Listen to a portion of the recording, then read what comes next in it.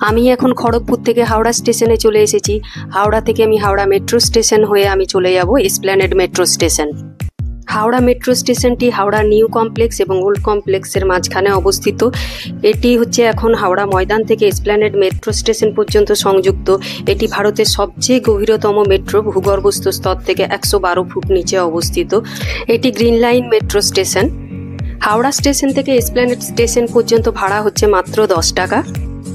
Metro স্টেশনটি হুগলি নদীর তলদেশে নির্মিত ভারতের বৃহত্তম আন্ডার ওয়াটার টানেলের সাথে সংযুক্ত। ট্রেনটি এখন যাচ্ছে গঙ্গা নদীর নিচ দিয়ে। ट्रांजिस्टर आदि को न छुएं, क्योंकि वे बम हो सकती हैं और इसकी सूचना तुरंत ड्यूटी पर। হাওড়া মেট্রো স্টেশনের পরবর্তী মেট্রো স্টেশন হচ্ছে মহাকরণ, আর তারপরেই হচ্ছে এসপ্ল্যানেড।